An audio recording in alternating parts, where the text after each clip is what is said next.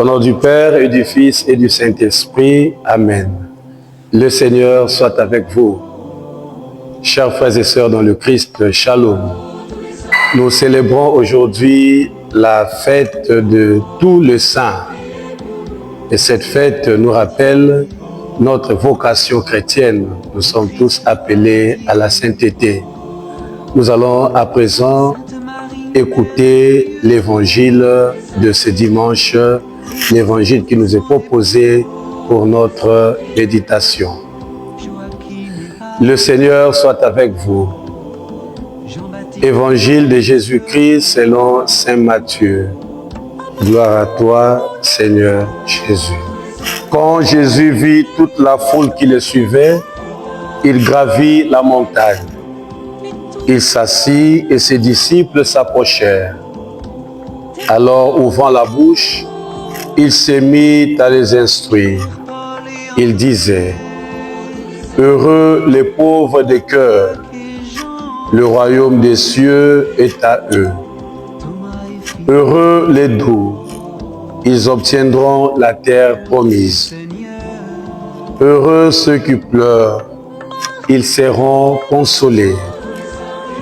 Heureux ceux qui ont faim et soif de la justice, ils seront rassasiés. Heureux les miséricordieux, ils obtiendront miséricorde. Heureux le cœur pur, ils verront Dieu. Heureux les artisans de paix, ils seront appelés fils de Dieu. Heureux ceux qui sont persécutés pour la justice, le royaume des cieux est à eux. Heureux serez-vous si l'on vous insulte, si l'on vous persécute, et si l'on dit faussement toutes sortes de mal contre vous, à cause de moi. Réjouissez-vous, soyez dans l'allégresse, car votre récompense sera grande dans les cieux.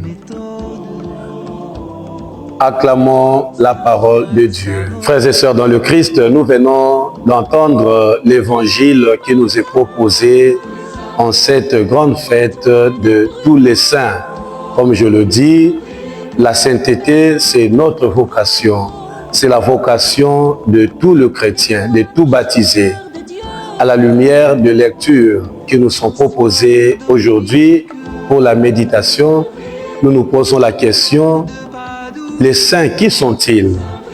Et que faut-il faire pour être saint?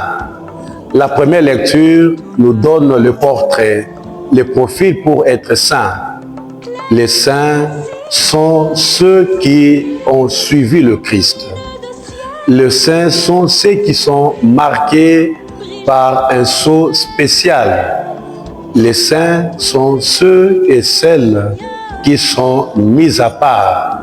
C'est l'essentiel de la première lecture tirée du livre de l'Apocalypse de Saint Jean, qui nous parle d'emblée que l'ange de Dieu imprime la marque de Dieu auprès des élus.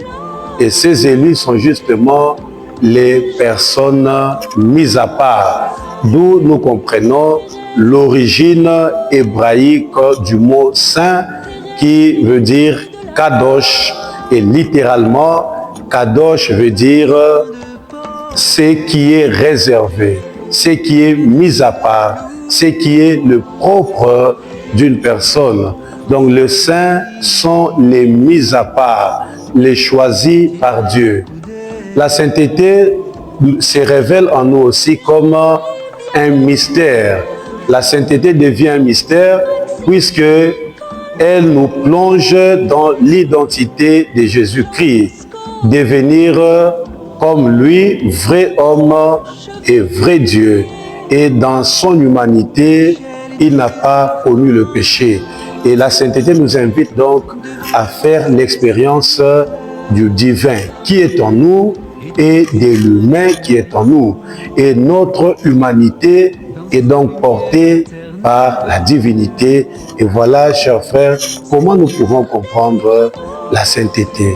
Chers frères et sœurs, la sainteté ne s'achète pas, mais elle est un don, elle est une grâce de Dieu. La sainteté, c'est imiter le Christ, c'est faire comme le Christ. Et la sainteté nous invite à devenir humble, à se faire plus petit pour accéder dans le royaume des cieux, comme Jésus lui-même nous invite à devenir de petits enfants pour gagner le royaume des cieux. Et Sainte Thérèse de l'Enfant de Jésus en est une illustration. Dans sa vie spirituelle, elle s'est fait un petit enfant afin de gagner le royaume de Dieu, afin de gagner les âmes vers le Seigneur. Et Sainte Thérèse de l'Enfant Jésus comprenait la sainteté comme la fidélité dans des petites choses, à bien faire ce qui nous est confié comme charge, tout ce qui nous est confié comme responsabilité. Et la sainteté, c'est aussi entrer à l'école de Jésus. Nous comprenons aussi la sainteté, chers frères et sœurs, comme la rencontre, puisque la sainteté, comme nous venons de le dire, c'est l'imitation de Jésus.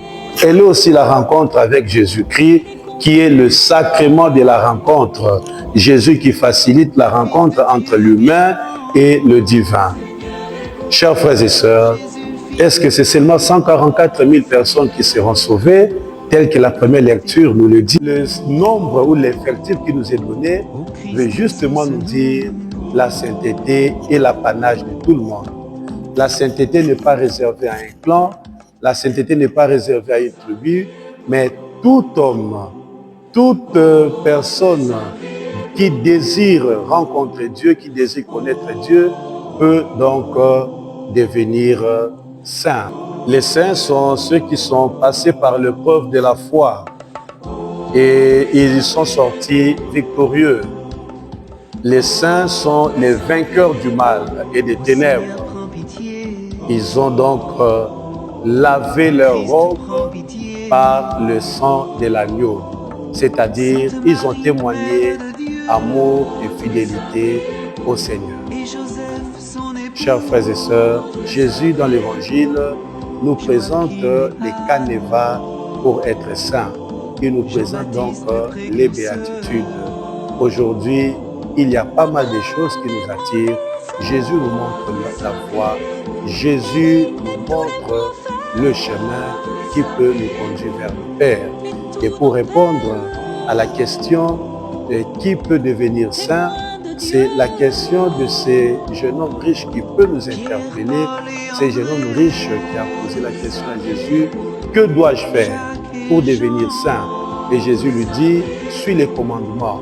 Mais il était fidèle aux commandements et Jésus lui dit, va, vends tout ce que tu possèdes, donne-les aux pauvres et suis-moi. Nous comprenons la sainteté pas comme être à la suite du Christ, mettre ses pas sur le pas du Christ. Que le Seigneur nous aide, nous aussi, à marcher sur le chemin de la sainteté en suivant les vertus théologales de la foi, de la charité et de l'espérance. Laissons-nous conduire par les saints qui sont toujours là pour nous guider et pour nous montrer le chemin qui conduit vers le Père.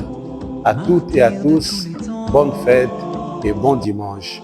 Vous bénisse le Père, le Fils et le Saint-Esprit.